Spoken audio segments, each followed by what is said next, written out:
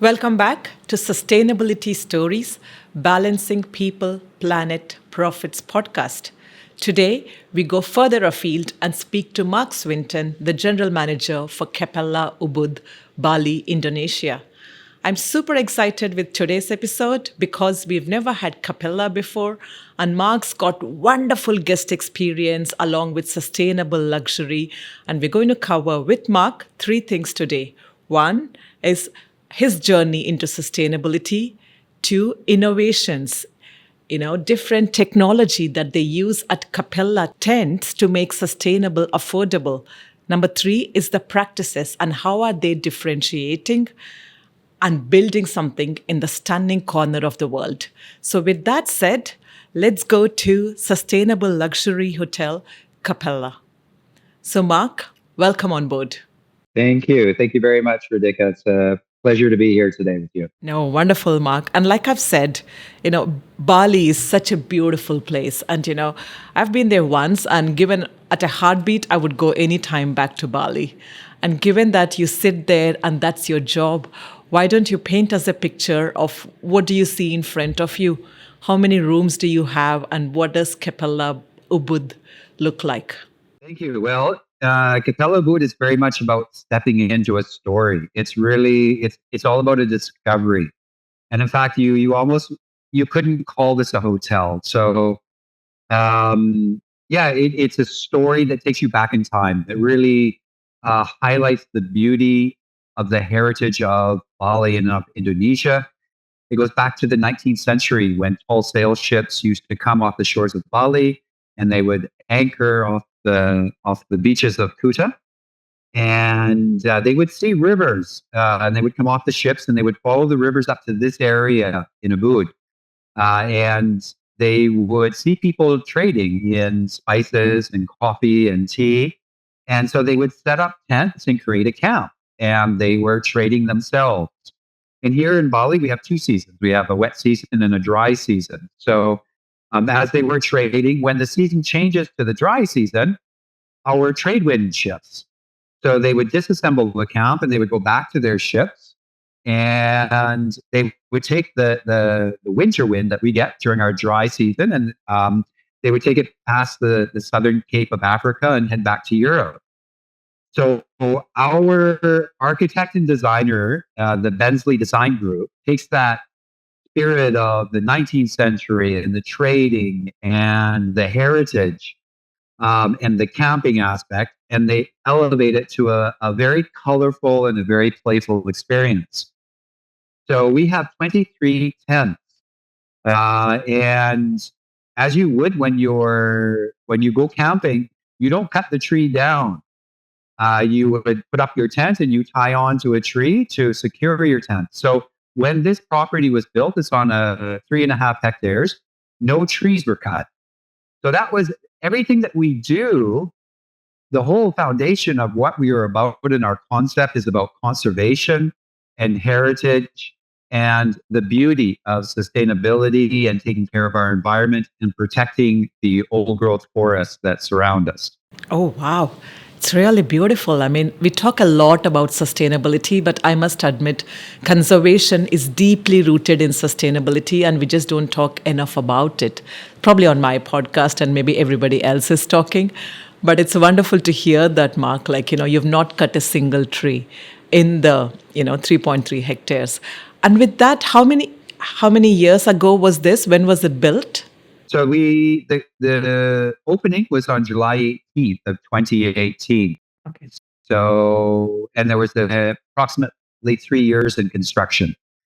So it took a bit of time because a lot of care was taken. In fact, before any digging started to occur, before breaking ground, Bill and his team came up here with bamboo poles and string, and they had a rough idea where all of the tents would go, where the public area would be.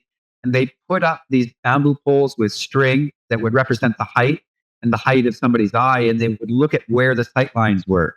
So they could really ensure that the natural topography and the landscape that existed would not be impacted too much. So it's a very special way of developing the property. And we carry this through even in today's operation, now that we're up and running and after the pandemic and taking care of everything.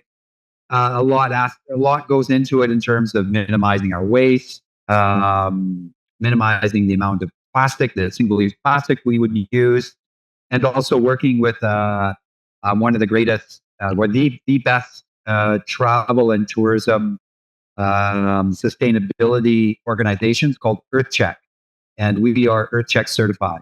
Correct. So we have silver certification for 4 years, and this year we go for our gold certification. Oh, brilliant. Given that Capella Ubud features luxurious tented accommodation, Mark, how do you manage energy efficiency for heating and cooling of these tents? What innovations or technology have you implemented for energy conservation? Yeah, very good question, because we do have two very distinct seasons, and we're actually in our winter season right now, and it's quite cool. It's quite cool in the evening, and a lot of the guests, they don't even need to. They don't turn on air conditioning, so um, we are slightly higher in elevation than the coast. We're approximately 350 meters in elevation.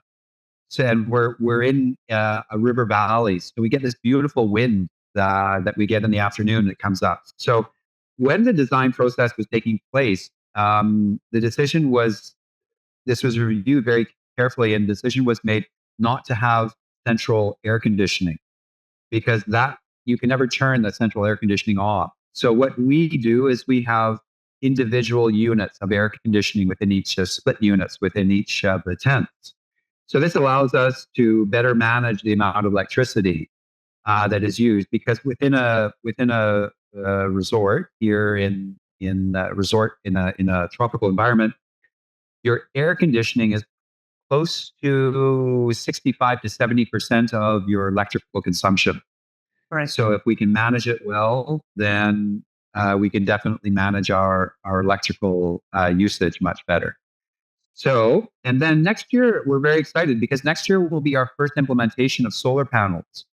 So, we're very excited about that. We're going to be putting this up and utilizing as much as we can in the heart of the house for things like hot water heaters for our colleagues for showering, for the lighting in our heart of house area, things like this. So we'll be putting this up more in our parking area to utilize that space. So we're very excited about that. And yeah, when, as I was mentioning earlier about the design, and when Bill came and his team, they came and they had the bamboo and they had all of this string and everything. They were not only looking at sight lines and how um, how the foliage and the natural topography. They were also looking at airflow. That was a big aspect, because Bill is very much into conservation as well as sustainability. So they were looking at airflow as well, and how could the tents best be situated to minimize the amount of air conditioning needed. Correct. And I think that kind of leads to all the conservation, right? Excited for the solar panels. Look forward to, I think that's the way to go, renewable energy, more of. And you've covered nicely on the energy conservation, Mark.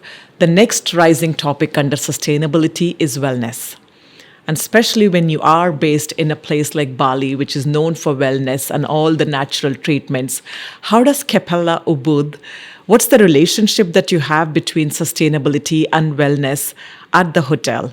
And how do you integrate these two core values, if I may ask?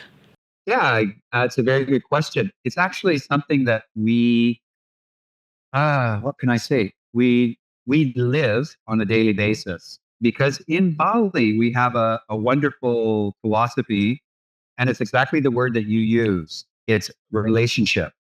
We call it Trihita Karana. This is three beautiful relationships, and our belief is that if these three relationships are in harmony, our lives will be very balanced. So these Trihita Karana is a relationship, three different relationships, one with ourselves and to other humans, so face to face, one ourselves with nature, and ourselves with the spiritual world. And it's believed in Bali that if all three of these three relationships are in harmony, that there will be balance within. And there's a deeper cosmology and belief into it, as you can imagine. But if we live these three relationships, if they're balanced, then we'll have harmony. And so, in terms of linking nature and sustainability with wellness, it's very much about peace of mind. And your physical being, how you feel, is probably 10%, and your mind is probably 90%. So, this is, throughout Asia. I used to live in the Kingdom of Bhutan. So I know in that area, you used to get a lot of meditation that would take place, and people could actually, they could do surgery on themselves without any anesthesia. Here in Bali, we also believe meditation is very, very important as well, and that the control of the mind is control of the body and the physical being. So this is where the wellness aspect here in Bali comes into play. And Trihi Karana is something that we actually live on a daily basis within the camp. And is that part of guest experiences? Like, how do you integrate that with guest experience and the broader community? Because what you've just said is 10% versus 90% in the mind is so right.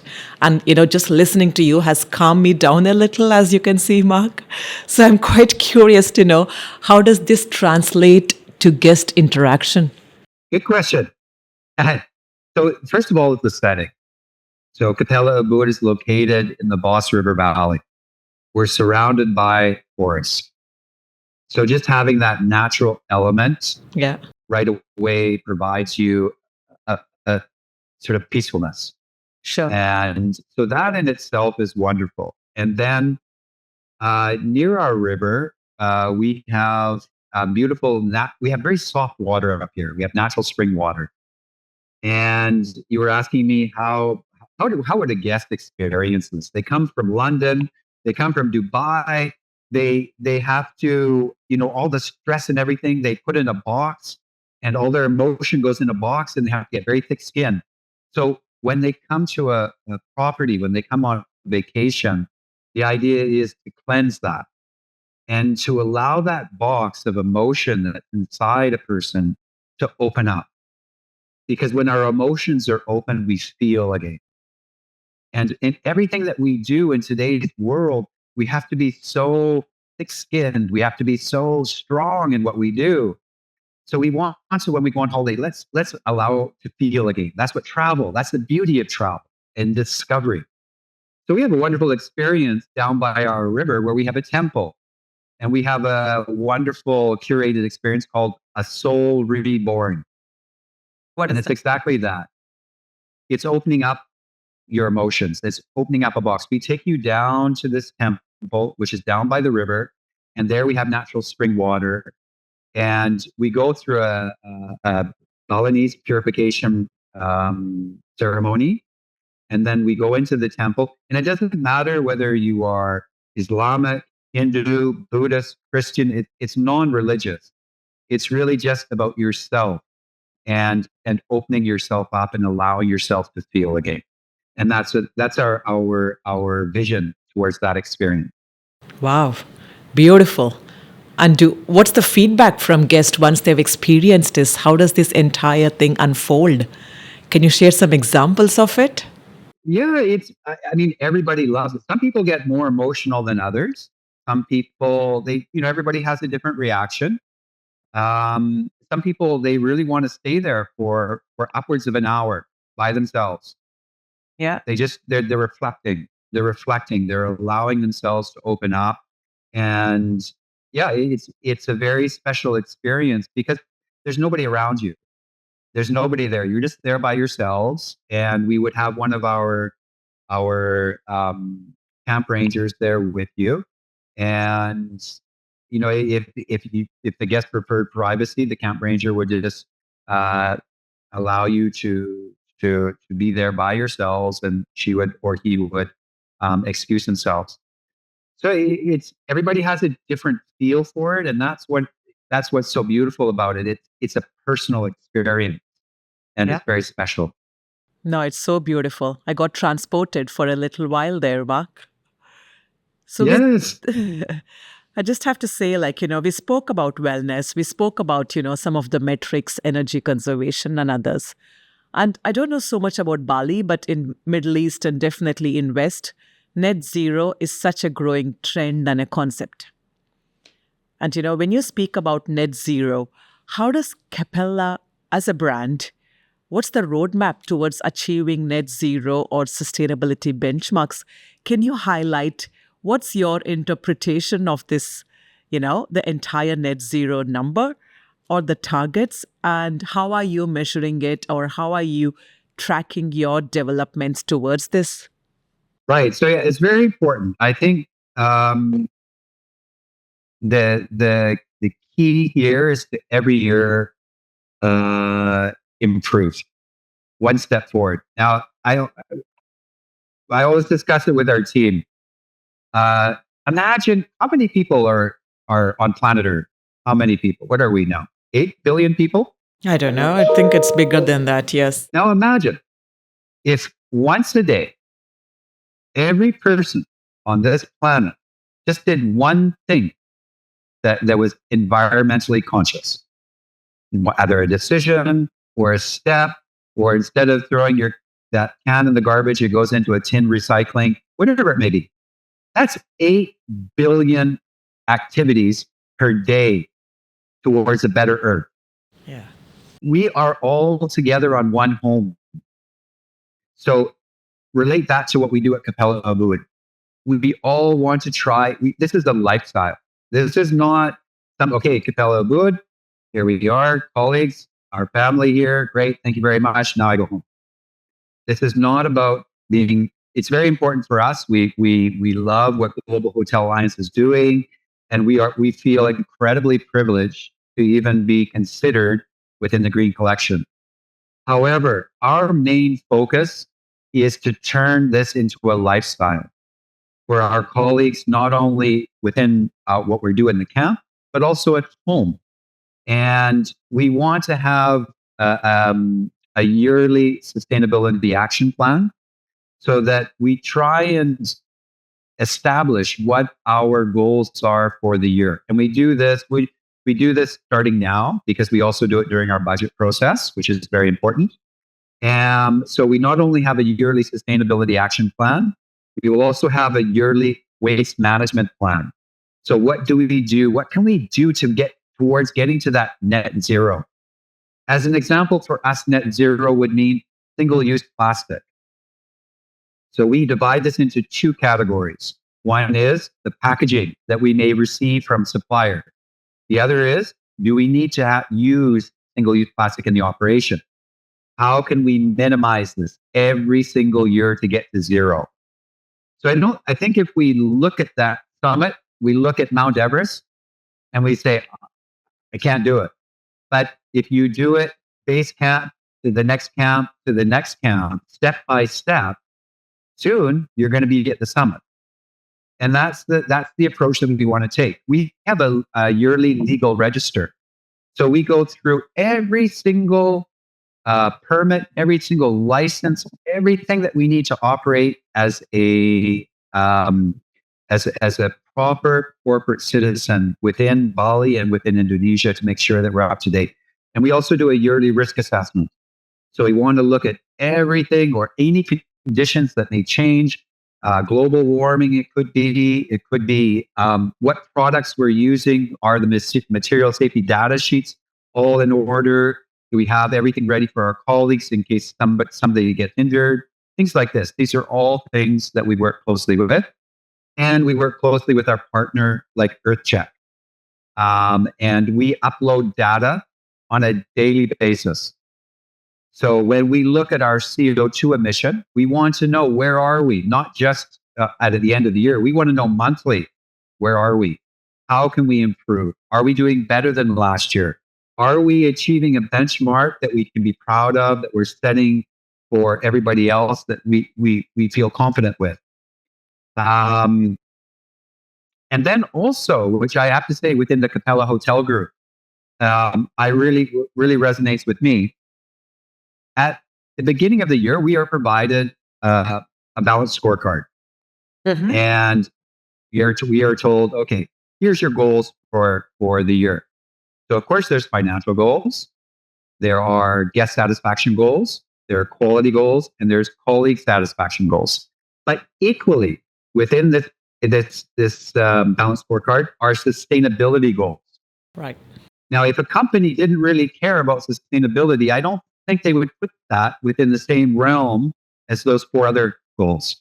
So I'm very proud with for Capella, and that they're actually that, that we actually do this, and these goals are then expanded within our operation and shared with our colleagues, so that we try and achieve them every year. Oh, beautiful. And I think it just comes top down, right? So when it's in your scorecard and it goes further down into your team members, and that's when things get ingrained and achieved. The other thing that you mentioned, which really caught my attention, was the yearly risk assessment. I think some locations, more so than others, probably need this every year, like you've said, and it's such a critical aspect, right? It's wonderful that you do this. And what did you discover? Is there anything that has been an alarming bell for you in the risk assessment, Mark, that you can talk about? I think it's not. Things change, and you never know what's going to happen. As an example, February 14th, 2013, I had to close the hotel because of a volcanic eruption. Right, yeah. You can't plan for them. But we're on the ring of fire. This is Indonesia. Yeah. And you never know when a volcano is going to erupt. And it may be erupting 400 kilometers to the east of you. But because that ash plume goes up 10,000, 12,000 feet, and it catches the current, it could very easily come over you. And within 8 hours, 12 hours, you could have half a centimeter of ash on your property. So these are the kind of things. There's unpredictables, Correct. and we want to ensure that with that risk assessment, that we have emergency procedures in place for every possibility that could occur, Correct. and that they are educated and coached on a daily basis, which is what we do. And I know it sounds like, wow, do you guys ever have time to take care of the guests? And sometimes I ask myself that question also. But yes, these are the responsibilities that I think we need to take care of not only our guests, but also our colleagues in our livelihood. Yeah. And I'll give you an example also during the pandemic. We never closed here. We stayed open the entire time. No way. For international guests. Yeah. We stayed open. 96% of the hotels here in Bali closed, and we stayed open. We just the development. We're in a forest, and this grows very quickly. If you walk away from this, where did it go? Where are they? Where did those plants go? And also, we wanted to take care of our colleagues. We wanted to take care of our property. We wanted to take care of our colleagues, and we wanted to be ready for the future when we knew that one day we would reopen. And I think a lot of our colleagues are very proud of that. And it's worthwhile to mention that part of the sustainability is not just looking at today, but it's also looking long term. Correct. And I think when you talk about, you can't predict certain things, just ask that question, because a lot of times the unpredictable activities around us is kind of higher than what we can predict for the current nature of things. But what you've said is sound management and leadership. Having practices in place is probably the baseline for what we can expect. And with that, Mark, looking ahead, I'm curious to understand, you've got so many things going so well for you. Can I get an insight into the challenges as Capella Ubud, Mark Swinton, leading the team there? What challenges do you foresee in maintaining and advancing Capella Ubud's sustainability goals? Yeah, that's a very good question. And so looking within the Capella Ubud, I want to preface this also before I answer that question. I first came to Bali to work in 1998. So I've been on the island now for 26 years, but in and out with different work assignments. My family is here in Bali. Bali's pretty much home for me. So having said that, Um, Here at Capella Ubud, Bali, I'm very proud of what the team has created. And I feel confident with the direction our team wants to go and how we are moving forward. Where I see the biggest challenges is more on the outside world. Bali has grown incredibly tourism wise.